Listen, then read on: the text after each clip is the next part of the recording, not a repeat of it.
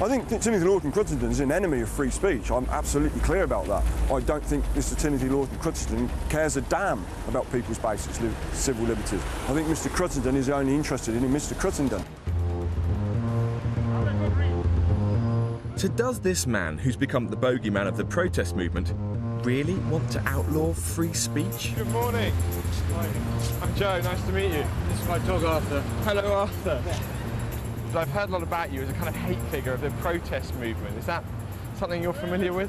Well, yeah, I suppose so, but I'm not anti-protest. I'm passionately in favour of protest. Protest is important, yeah, but the view that I have is it's got to be peaceful and it's got to be lawful. Providing it's both peaceful and lawful, I have no problem with protest. In fact, I'm quite the reverse. I've been on protests myself, and they are an important part of our democracy.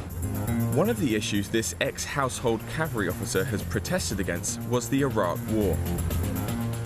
And he boasts other anti-establishment credentials. Oh, I love this, Tim. You've got almost a kind of a homage to Johnny Rotten here. I remember spending some great time, formative time with him in Mountjoy prison when I had to visit him as a lawyer. I tell my children, of course, that they have to realise that I might look a bit square, but in my prime, I really was a Sex Pistol and a punk lawyer.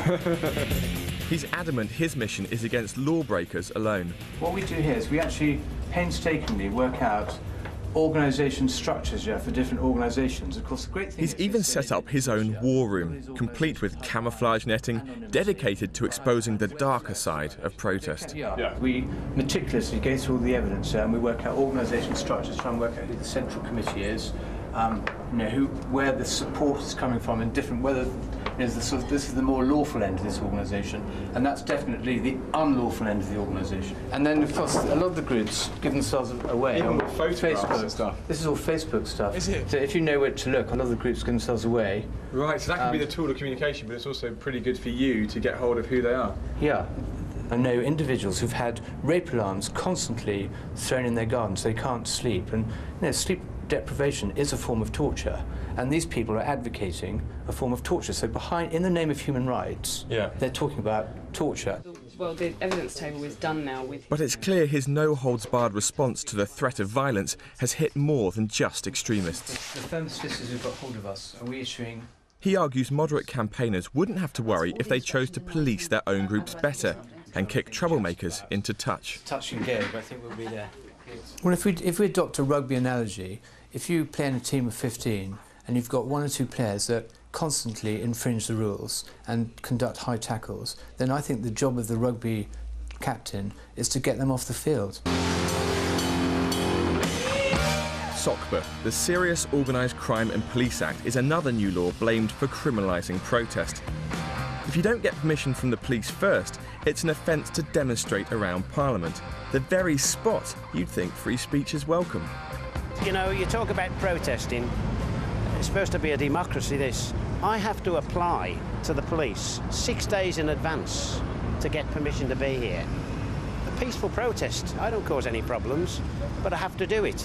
I agree with him. I think Parliament Square is the one place where the right to peaceful demonstrations should be enshrined. This is where it matters. Yeah. I said, when we're going to have the courage. It's here, by the seat of democracy, that Mr Lawson-Cruttenden shares common ground with even the most outspoken of protesters. We make Hitler look like a pussycat. But we cringe. Oh, doesn't that make people's eyebrows raise? Check it out. You've made a very powerful case for why there should be protest here on such an important issue, and I really respect your views. I don't necessarily disagree with them, but that doesn't matter. It's important that people have a right to protest who don't agree with my views. That's the whole point. A lot of passion here. People are really very determined in their cause and belief there. Yes, but what's important is that it was peaceful and lawful. And what's important is that he felt he was being listened to. In a democracy, we do need to be listened to. And also, he talked about how he's able to look politicians in the eye and challenge them personally. My father, he came 8th in the '56 Olympics. He's a long jumper. For Mr Lawson-Cruttenden, legitimate protest is about balancing rights. But he knows from experience that speaking out can put you in the firing line. Even his dad, a former Olympic athlete, has been dragged into the fray. He's now my bookkeeper, and in fact, the sad thing is that he had to get advice from the police about his personal protection. And there's my father, 82 years old, who's actually, he's a wartime soldier, passionately believes it's represent his country in athletics, and that he's home to face his twilight years. That's pretty serious, isn't it? Because he's my father. Despite this, like the protesters, Mr. Lawson Cruttendon's not about to be silenced. Ultimately, I'm face harassment and intimidation from people who won't tell me who they are. They won't come and talk to me.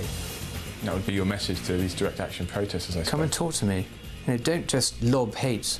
Don't build up the myth of someone who's not liberal. In many cases, I probably agree with a lot of their views, but I disagree with the way they do it. All the best, yeah? Have a good day.